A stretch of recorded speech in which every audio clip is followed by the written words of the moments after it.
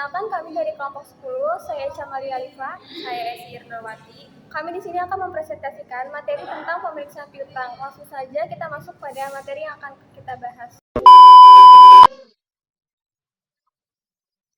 Pengertian pemeriksaan piutang merupakan bagian penting dalam audit laporan keuangan yang bertujuan memastikan saldo piutang yang disajikan perusahaan telah wajar, valid, dan sesuai standar akuntansi. Dalam bab ini, dibahas sifat piutang, tujuan pemeriksaan, serta prosedur audit yang ditetapkan auditor. Selanjutnya, sifat piutang. Piutang adalah aset lancar berupa perusahaan untuk menerima kas dari pihak luar. Piutang terbagi menjadi piutang usaha yang berasal dari penjualan kredit dan piutang lain-lain yang timbul dari aktivitas non-operasional. Pemisahan ini bertujuan agar resiko penagihan dan proses pelaporan keuangan dapat dinilai secara tepat. Dalam contoh pemeriksaan, contoh perkiraan utang. Jenis-jenis akun yang diklasifikasikan sebagai piutang mencakup piutang usaha, yaitu tagihan terhadap pelanggan akibat penjualan kredit, penyisihan piutang tak terpenuhi, atau sutra untuk mengestimasi piutang bermasalah. Misal tagih, piutang yang didukung janji bayar tertulis dan biasanya terbuka. Piutang karyawan berupa kasbon atau pinjaman internal, piutang bunga, uang jaminan, dan piutang lain-lain yang muncul dari transaksi tambahan. Piutang pemegang saham dan afiliasi yang harus diawasi ketat karena termasuk transaksi pihak berelasi. Semua klasifikasi ini bantu penyajian laporan posisi keuangan yang lebih transparan. Tujuan pemeriksaan piutang. Audit piutang tujuan memastikan saldo piutang benar-benar ada atau expense. Yang kedua, dicatat secara lengkap. Yang ketiga, dinilai secara wajar setelah always. Yang keempat, merupakan hak hukum perusahaan. Yang kelima, disajikan dan diungkapkan sesuai standar akuntansi atau presentation disclosure. Dalam memastikan kelima aset tersebut, auditor dapat menilai kewajaran saldo piutang dalam laporan keuangan. Selanjutnya, evaluasi pengendalian internal. Tahap awal pemeriksaan adalah menilai efektivitas kontrol internal atas penjualan, piutang, dan penerimaan kas.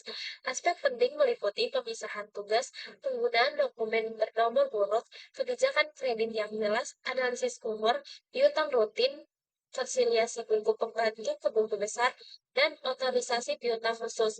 Kontrol internal yang kuat memungkinkan auditor mengurangi tingkat kerugian substantif. Selanjutnya, validasi dan kasih lengkap. Auditor harus memastikan piutang yang dicatat benar-benar valid dan otentik, yaitu timbul dari transaksi aktual yang didukung bukti lengkap seperti faktur, surat jalan, dan sales order. Konfirmasi piutang kepada pelanggan merupakan prosedur paling kuat untuk membuktikan keberadaan piutang dan mencegah saldo fiktif maupun manipulasi penjualan. Slide selanjutnya yaitu ada tujuan pemeriksaan tambahan. Auditor juga bertujuan yang pertama mengidentifikasi piutang bersyarat yang berpotensi menimbulkan kewajiban di masa depan. Yang kedua memverifikasi akurasi matematis piutang. Yang ketiga menilai kepatuhan penyajian dan pengungkapan menurut SAK atau ETAP atau IFRS, termasuk memastikan bahwa piutang hubungan istimewa dan piutang yang dijaminkan bank telah diungkapkan secara transparan.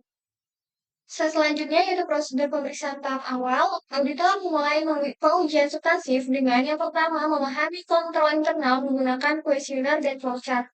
Yang kedua, memperoleh schedule piutang berisi rincian pelanggan dan umur piutang. Yang ketiga, melakukan penjumlahan footing dan cross footing untuk menguji keakuratan. Dan yang terakhir, melakukan rekonsiliasi schedule ke buku pembantu dan buku besar. Tahapan ini penting untuk memastikan tidak ada perbedaan saldo dan kesalahan pencatatan. Slide selanjutnya yaitu ada pengujian substansif. Prosedur pengujian lebih mendalami meliputi yang pertama, verifikasi nomor piutang berdasarkan tanggal faktur. Yang kedua, konfirmasi piutang baik positif maupun negatif tergantung resiko. Dan yang terakhir, pemeriksaan penerimaan kas setelah neraca untuk membuktikan kelayakan penagihan.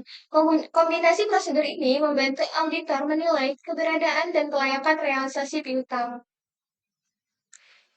Slide selanjutnya yaitu ada prosedur pemeriksaan lanjutan.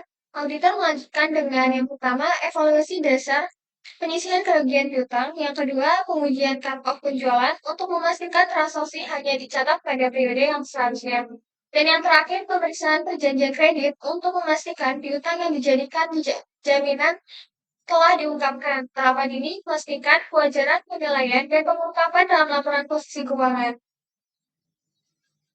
Slide selanjutnya, penarikan kesimpulan audit piutang. Setelah seluruh bukti terkumpul, auditor menarik kesimpulan mengenai kewajaran saldo piutang. Kesimpulan didasarkan pada efektivitas kontrol internal, bukti konfirmasi, hasil aging, koleksi setelah neraca, dan kesesuaian pengungkapan. Jika semua bukti memadai, auditor menyatakan bahwa saldo piutang telah disajikan wajar dalam semua hal yang material.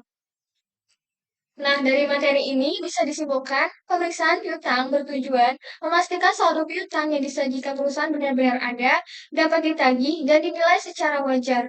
Auditor menilai efektivitas pengendalian internal, kemudian melakukan prosedur substansif seperti konfirmasi piutang, analisis sumber piutang, dan pemeriksaan penerimaan kas setelah neraca. Hasil pemeriksaan tersebut digunakan untuk menilai kecukupan penyisihan piutang tak tertagih, serta memastikan pencatatan dan pengungkapan sesuai standar akuntansi. Dengan demikian, pemeriksaan piutang memastikan laporan keuangan disajikan secara wajar dalam semua hal yang material.